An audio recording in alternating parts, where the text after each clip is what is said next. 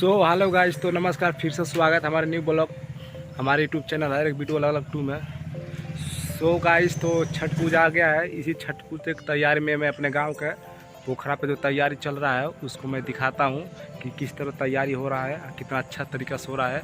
मैं आप लोग को दिखाता हूं, ले चलता हूं जो मेरे गाँव के बगल में पोखरा है उसके पास। तो देखिए, मैं जस्ट अभी मैं पोखरे के पास ही हूँ। आप लोग देख सकते हैं मेरे पीछे वो जो छठ मैया है, इनको पूरा इसको कलर किया गया, बहुत ख़राब था। हमारा इसका सीज़न चला जाता तो ख़राब हो जाता है, फिर सफाई हो गया। फिर आप लोग देख सकते हैं ये हमारे गांव का पोखरा, और मैं आपको पीछे कैमरा दिखाता हूं। गाइस, देख सकते हैं ये रहा हमारी छठी मैया, जो इसको छठी माई माना जाता है। और हमारे ये पोखरा है, देख लीजिए पोखरा कितना बड़ा है। और वहाँ जो बास दिखाई दे रहा है वहाँ से लेकर वहाँ तक आदमी बैठे। और जो ये व्यवस्था हुआ है, ये सब व्यवस्था लाइट का है। जो हमारे गाँव के प्रधान है वो प्रधान जी करवाए हैं पूरा व्यवस्था, आप लोग देख सकते हैं। और रात में बहुत अच्छा लगेगा, लाइट भी लग जाएगा। वो देखिए पोखरा हमारे गांव का। बोली बोली छठी मैया की।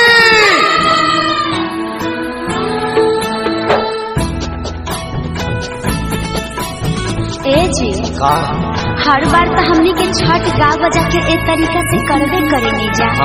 तो काहे ना अब की बारी कुछ नया तरीका से गा के छठ मनावल जा। पूजो का नया तरीका होला का? हाँ जी, कुछ गाई ना। पहले तो ही शुरू कर। हाँ तो सुने। पेन्हिना बलमा जी पियरिया, चली छपारा के खा, चली छपारा के खा, चाही बसा के बहमिया, बहमी लेके चलब घाट, बहमी लेके चलब घाट। काजी पुरान के नियन गावे लगनी, तनी डीजे में गाई। डीजे में कैसे? तू ही शुरू कर। हाय से पेन्हिना बलमा जी पियरिया, ए जी पेन्हिना बलमा जी पियरिया, चली छपारा के घाट, चली छपारा के घाट, का चाही बसा के बहमिया, बहमी लेके चलब घाट, बहमी लेके चलब घाट। ए अम्मा जी तनी रौरो नाची। बाट जे पूछेला बटोहिया, बाट जे पूछेला बटोहिया, ईदल के करा के जा, ईदल के करा के जा।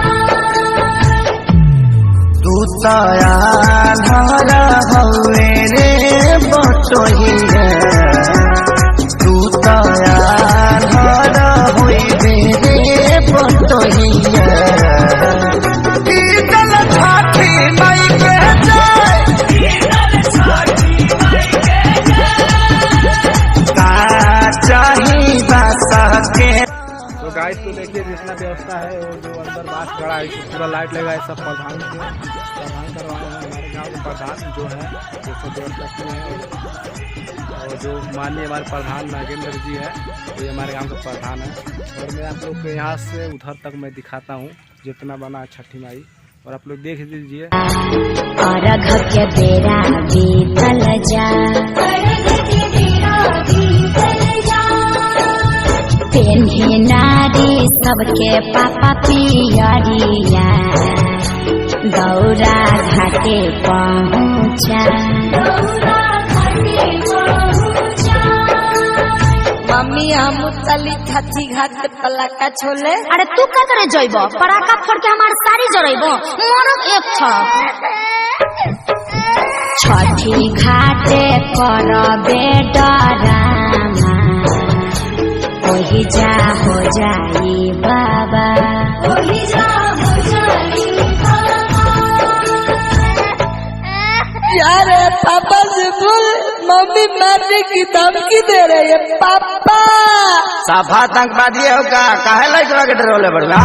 अरे ना जी, सो गाइस था ये तो था अभी छोटा सा सजावट, अभी तो चालू है। कल मैं इससे अच्छा भी डालूंगा वीडियो।